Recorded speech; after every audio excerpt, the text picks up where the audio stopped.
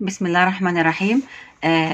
قبل ما أقول على الوصفة والمقادير بتاعتها، نذكر ربنا سبحانه وتعالى علشان يرضى عننا في الدنيا وفي الآخرة إن شاء الله.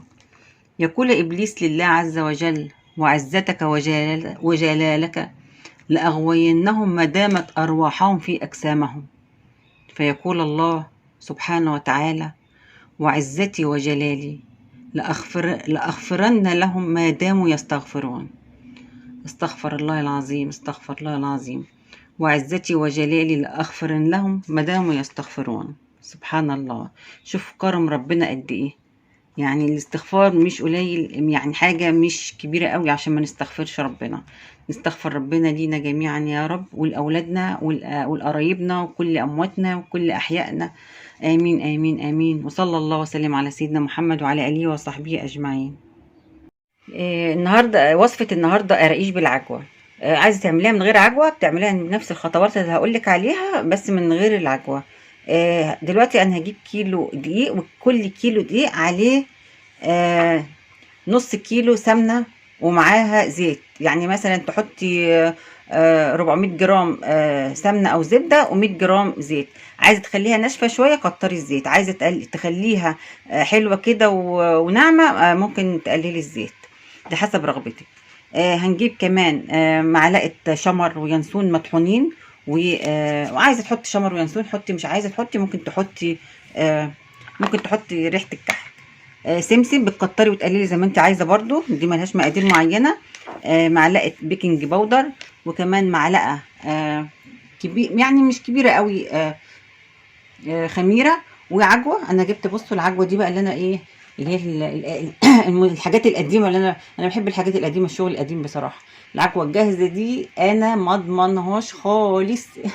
انتوا عايزين تشتروها انتوا حرين، لان هي ما بتبقى جواها بقى طبعا في عجوه مسوسه، في عجوه فيها مش عارفه ايه، انتوا عارفين بقى حاجات مقرفه انا مش عايزه اقولها. فانا بشتريها كده وبفصصها وبحطها على البوتاجاز مع حته زبده وشويه ميه حسب كميه العجوه اللي انت بتعمليها، وبهرسها لحد ما بتستوي وبتبقى ناعمه. لو في حاجه تانية انا نسيها، ومعلقتين سكر ناعم. لو في حاجه تانية بقى انا نسيها ممكن نبقى نقولها في مع المقادير. دلوقتي انا دخلت العجين الدقيق، هحط عليه معلقه صغيره من البيكنج باودر ومعلقه نشا. نسيت اقول لكم على معلقه النشا اهي، معلقه نشا برضو وسط كده.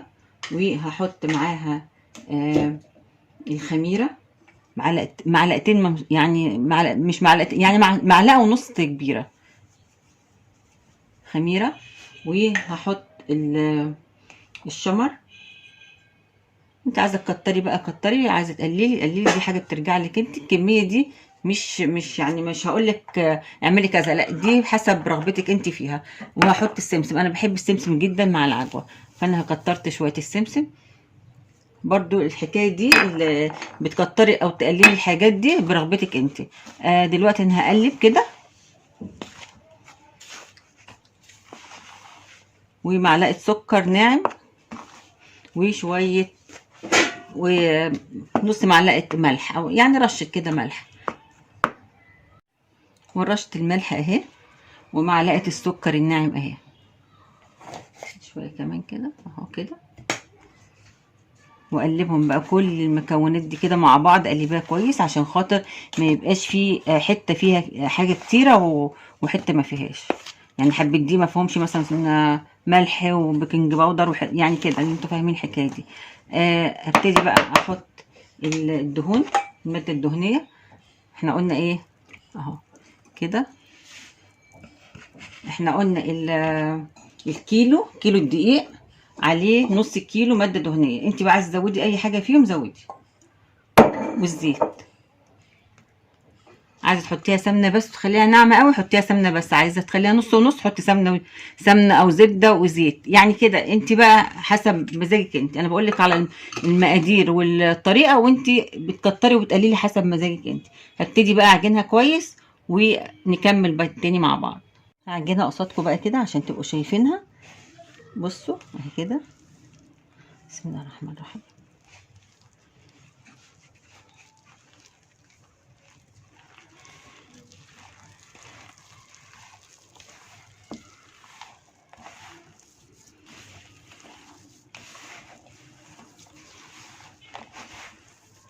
لما تبقى بقى كده العجينه زي عجينه الكحك، بصوا لما بتبقى كده تبتدي بقى نحط عليها، ننزل عليها بالميه حبه حبه لحد ما تبقى كده عجينه متماسكه. وبعد كده نبتدي بقى نشكل فيها. هبتدي بقى هبتدي بقى احط عليها شويه ميه، بس ميه دافيه، ميه دافيه، ما تحطيش ميه ساقعه عشان الخميره. بصوا، او ميه سخنه قوي عشان الخميره. بصي ما تحطيش ميه كتير، لازم تحطي حبه حبه اهو كده. بصوا، والعجن بلاش عجن قوي يعني، فعصي فيها كده عشان العجن ما يعملهاش عرق. طبعا ده مش عيش، ده هيبقى بقسماط، فمش محتاج اللي هو ان احنا نعجن بقى ونعمل كده. مش هنقعد على مش هنقعد نعجن، نلت ونعجن. اهو بقى كده اهو، ده شكلها كده. بصوا اهي، لما تكوريها كده، طبعا الحكايه دي كله عارفها، لما تكوريها كده ما تشققش منك. بصوا اهي كده اهو. كمان اعملها لكم كمان واحده اهي، حته غيرها اهو، لحسن تقولوا انا جايباها من عند الجيران اللي جنبنا ولا حاجه. بصوا اهي، شايفين؟ دوس عليها كده اهي، ما شققتش. هي كده تبقى العجينه مظبوطه. هسيبها بس تريح، مش هسيبها تخمر، هسيبها تريح بس شويه كده. وبعد كده بقى ايه، نيجي نشوف احنا هنعمل فيها ايه. وفردت العجينه وحطيت عليها العجوه، وبلمها بقى كده.